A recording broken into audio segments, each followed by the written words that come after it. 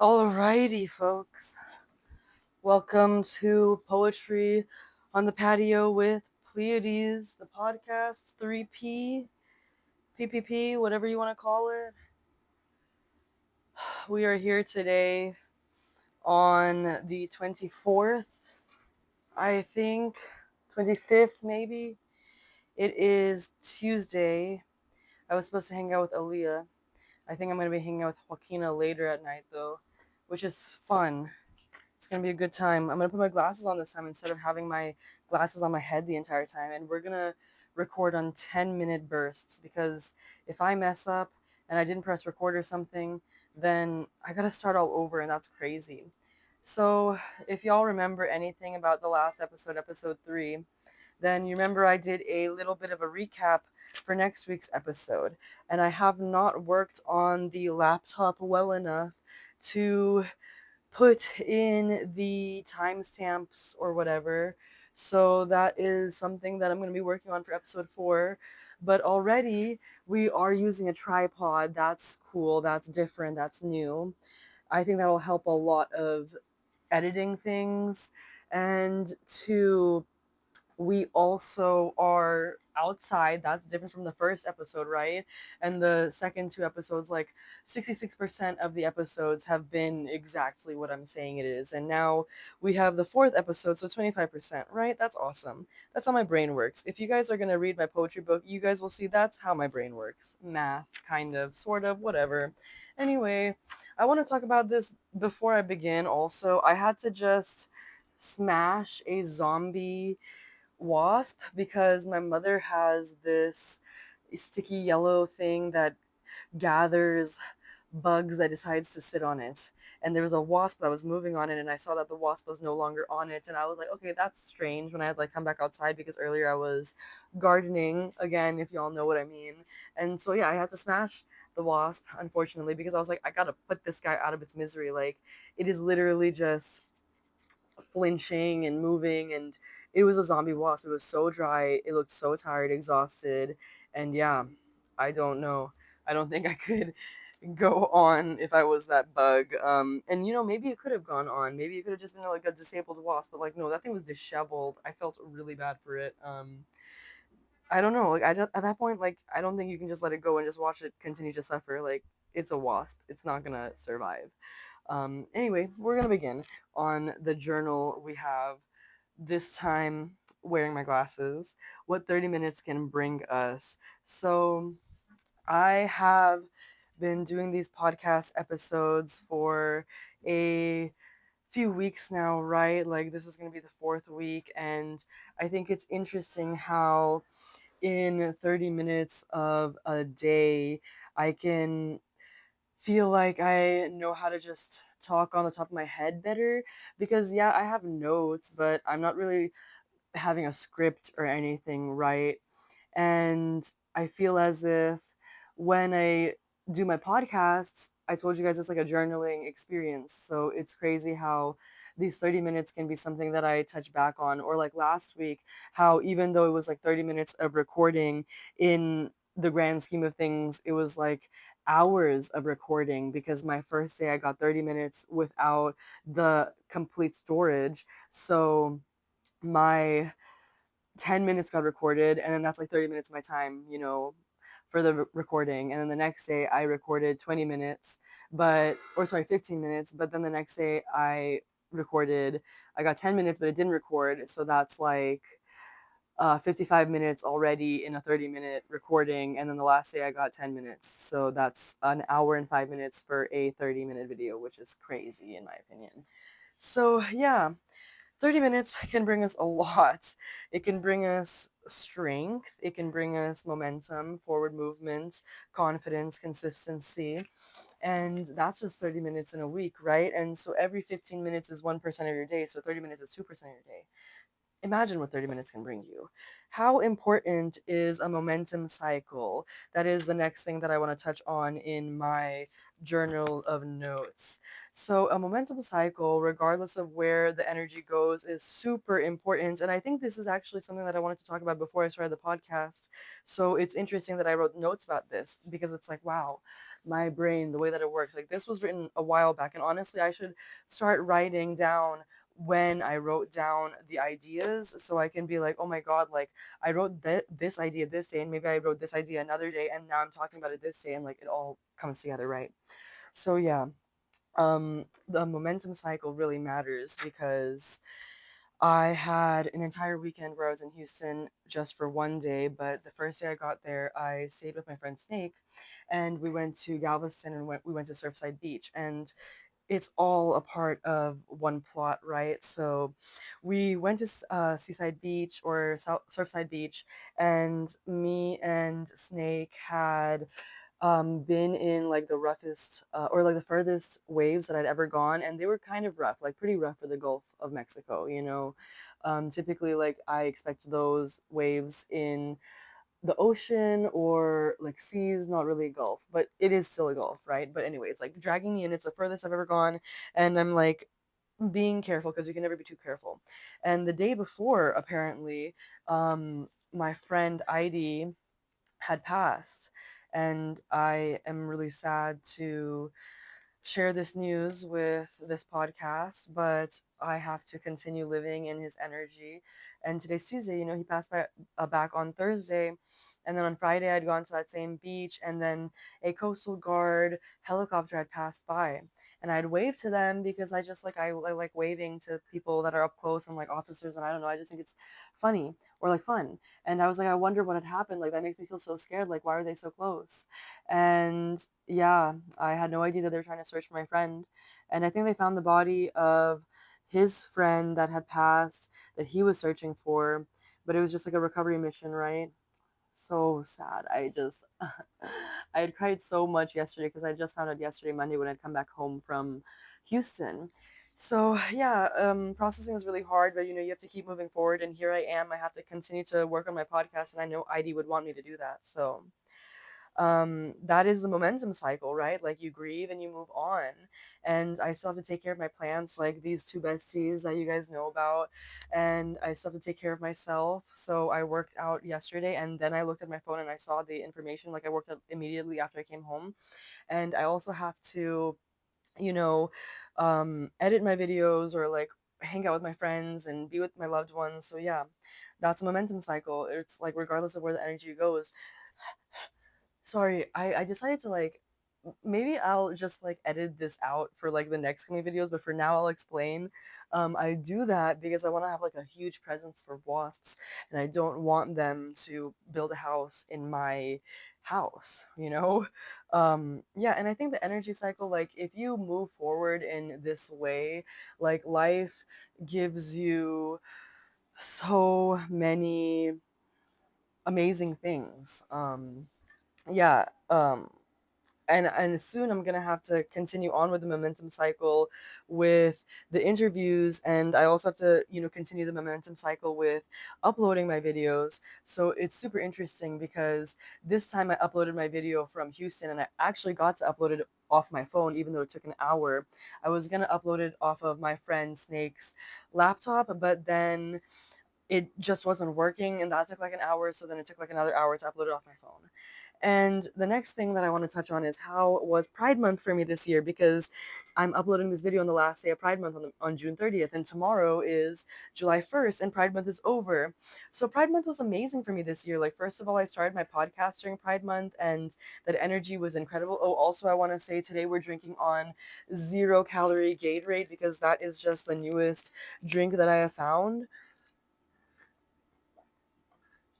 And I love it because, you know, I do drink lemon lime Gatorade, zero flavor, 0-calorie a lot, but you guys have never seen me drink it. So we're expanding and exploring. You know, I want to touch on kind of like clothes, like I don't want to have the same clothes every single time. And also, I kind of look disheveled today. Like, not exactly extremely, but this is just like an outfit I threw on, and I was like, okay, I'm gonna do laundry, I'm gonna work out, I'm gonna do this, I'm gonna do that. Yeah, and I said I wasn't gonna wear skirts, but this skirt is long, so it's fine. But yeah, oh, that is a big spider. So yeah, Pride Month this year was really great. I kissed a lot of people, I held a lot of people, I did more than just that with a lot of people.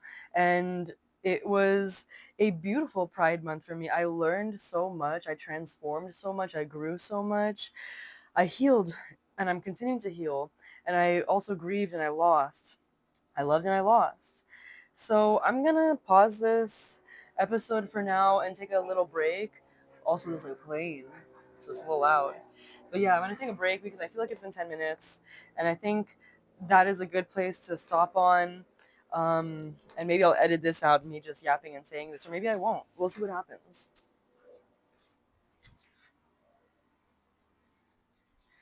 Okay, y'all, and we're back. Oh, it's crooked. Yeah, literally all I did was go to I'm just like so paranoid nowadays. All I did was go to the bathroom and then come back out. But yeah, I have to like a million times check that the video is recording nowadays. Or I feel like dumb. Like, oh, it wasn't actually recording. Oh yeah. Well, here, let me just see. Let's see. So the struggles of being non-binary and knowing that I don't have to explain myself, but I want to.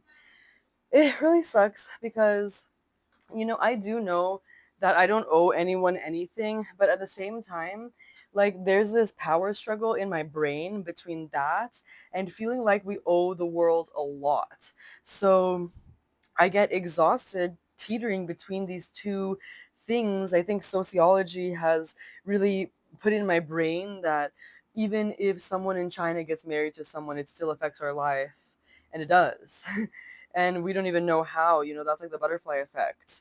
And I feel the same way about being non-binary and explaining to people, or like explaining my name to people when people ask, like even if people are being rude or disrespectful, like I think explaining it a little bit and like lovingly giving them generously information is an opportunity to make the world a better place. And even if that person runs with it in like a negative way, like I still believe my energy pours beauty infinitely into the world no matter what I do. So yeah, that's just how I expect my life to touch others, like if it's like harm reduction, like one little thing, I don't know, it's just like how my brain works, like harm reduction, it's all nebulous ideas, but it can cause rifts eventually, in the future. So I imagine, even if harm reduction in the moment is I'm so tired, I don't want to explain this non-binary issue to this person who's a bigot, it's like, well, at the same time I believe it is harm reduction to explain it, so maybe that someone else doesn't have to explain it later, and then the world can be a better place. I don't know. It's just really difficult in my brain. So visibility on my terms, what it means to be seen and hold and writing myself into history. So that's another reason that I wanted to work on this podcast in the first place, because I had read Miriam Kabba's, I think that's the name of the writer, the author who wrote the book We Do This Till We Free Us, and it's about transformative justice. And I had read all of these articles that work up to be this book, and it's a beautiful story that had helped me understand what consequences and karma, or what good and bad even means, and like I don't really think jail should exist. I think I have become a I'm not a reformist, there's a word, abolitionist. I've become an abolitionist in that sense. And Yeah, I think that, writing myself into history is a transformative justice kind of thing because I'm a person of color, I'm queer, I am what people think is femme presenting, but I am a mask. My voice is really deep. I feel like my energy can be just androgynous in general. So, yeah, I feel like people want to see people like me. Like, there are people like me that are in the world and they want to see voices like mine. And that's also why I finished my book and I need to work on publishing it. So yeah, I just need to write myself into history, and I've been doing my best to do that. The podcasts, the articles that are written about me, the articles that will continue to be written about me, the music that I'll continue to write, the art that I'll continue to make, the shows that I'll continue to go to, everything. And I also want to talk about holding rage and joy during Pride Month and how difficult that is because, there are things that have harmed me in the past, people that have created victims, if you know, you know. And, there's one specific event that happened literally yesterday while someone was at work. Again, if you know, you know, because I'm sure this was the talk of town for a moment. And I wasn't going to talk about it with individuals. I just didn't find the need to, except for like close friends. Like, again, if you know, you know. And maybe with time, I'll tell individuals more often, but now we're talking about it on the podcast, and that works. That works wonders dialectical materialistically. And this is just my first step. These are just the first steps. I'm not saying that there's going to be any more energy into the world, but I'm saying that I've reclaimed my own energy. And there are detachments that have been happening, and those detachments are amazing because the attachments that I'm creating are also amazing. And yeah, so yeah, that's joy and rage at the same time, right? Because there are people that have harmed me, and we show up, we show face, we show joy, we don't do anything else. We're not being anything. Like, literally, we just got fries and lemonade. If you know, you know. And then I also wanted to talk about reclaiming autonomy before I take another little break.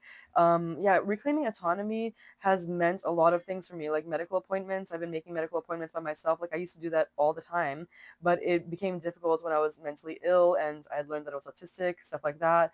Music, I've been learning autonomy that way. I think music does need to be a team effort, but at the same time, you need to know what you're doing. And I used to, but I had broken my arm and I got metal in my arm, so it became a really big issue. And so journaling also, I've been using my left hand to become ambidextrous, and I've been working hard to just become better with my left hand all around because that's working on your brain. So all of those things already, like that's working on reclaiming autonomy, because a lot of people have these ideas of like who you are. Maybe like you were meant to be left-handed when you were a child. Maybe I was too, but then people were telling you, oh, being right-handed is better. Or maybe people are like, oh, you need to be in a band. Or maybe people are like, oh, like, let me help you with this medical appointment, or let me talk to you. And so, it's not about like not getting help, but it's about like finding the balance and what reclaiming autonomy means to you. Same with relationships. Like, I had those dating apps. I've been thinking about deleting yada yada yada, stuff like that, right? Also poetry. Like, poetry has taught me a lot about myself. Writing the book, um, home life, like working on my laundry, cleaning my room, stuff like that, making food, taking care of my plants, all that stuff, all about reclaiming my autonomy. And yeah, it's gonna be 1 year in Austin. Oh crap! Let me just take a break. Let me take a break because you're doing too much, Pleiades. Okay, let's do the last 12 minutes. So I did not do anything. I didn't even go out inside. Got I just drank some of the Gatorade. So yeah, I wanted to reflect on 1 year in Austin. So first off, I think it's important to expand on the fact that living in Austin is kind of what contributed to me starting my podcast, because I had lost and grieved and moved on with certain things that have happened in my life. Like, relationship wise, I had a long-term relationship, and after living in Houston for so long and having a partner in Houston, then having to do so much work with someone who wasn't able to go to Austin, it was really difficult for me, and I felt so alone. And I didn't feel much comfort or support. So yeah, I just had to build my support system. And at that point, I felt like because I had been alone in so many ways, like my book, my podcast, it was just comfortable to become alone. And also, like, I didn't want to just stay stuck in that aloneness, So in that 1 year in Austin, like, the last couple of months, like since May, really, everything's felt like it's been like jumping timelines. And in February, I had a surgery while we lived, or sorry, yeah, since we lived in Houston for so long, I went to student dentists and we had continued the care there. So it just made sense to keep going there. Also, it has been 1 year in Austin because my dad had lost his job in Houston and then we had to move to Austin after he lived in Austin for 1 year by himself. And now we have lived here in 1 year for 1 year. And after 2 years of him having his job in Austin, he just lost his job. But I believe everything's gonna be fine. Like, I'm praying, I'm wishing for the world. I think the world has better plans for me and my family. So, yeah, that has been 1 year of living in Austin. And then I wanted to say something that was a secret because, like, I told you guys that I wasn't supposed to talk about secrets. But, this is like my podcast, and there's moments of vulnerability that I share one on one. And then there's going to be moments of expanding on the community and what queerness means, or even if people aren't queer, what the conversation of queerness means, because I am a queer individual and that's a huge part of life for me. And yeah, I think that everything's happening how it's meant to happen. I got a couple of downloads from the universe, especially these last couple of days, like probably since Thursday night, for me, when I had went to, um, I had gone, well, I had a conversation with someone. I think I'd gone to Joaquina's. I think that, yeah, yeah, but yeah, I've been getting a lot of downloads from the universe that means something. Um, and now we talk about next week's episode. So I wanted to reflect again on the last year of living in Houston, since it's going to be a week into my second year living in Austin. I wanted to talk about how sad it is that it's not Pride anymore. Um, Wow, I completely skipped something earlier in the podcast. So, yeah, I'll touch back on that. I wanted to talk about the interviews and how the process is going so far. Continuing to message me if you're interested, reflecting on vending, reflecting on studying poems. And I'm going to add to this reflecting on podcasts, because I'm sure I'm going to want to do that after I look down on this list, because it's like a mental list. It's like on the back burner, but it's like a burning. But I want to talk about journaling also, about a brief intro to my sexuality and, yeah, my journaling, because it's Pride Month and this is the best time to explain it, I believe. But yeah, when I was 12 years old, this is like intense stuff, like, I guess, trigger warning, but there's glimmers, right? Like, everything has glimmers. There's always a silver lining, and I just want to make that clear, because there's no reason to move on with life if we don't focus on the glimmers. I have changed a lot in that belief. But it takes a lot of time. Like, you have to build that muscle and you have to force yourself to choose happiness. But it's hard when you're 12 years old and you come out as a lesbian in Texas and your family is forcing you to read your journal entry out loud to the family. Like, imagine having a journal and then your family like puts it on your lap and then they're like, read that out loud, read this page. And you hit it for a reason.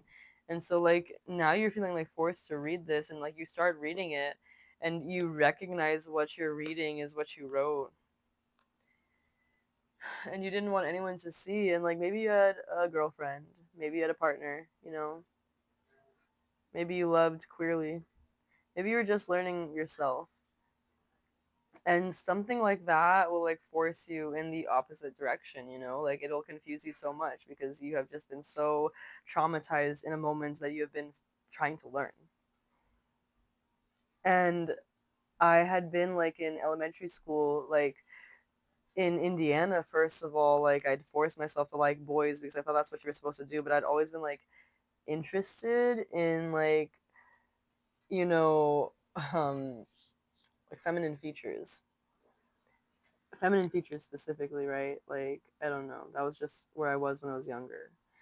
When I was like 6 or like younger. I don't know. I wonder like what shaped me.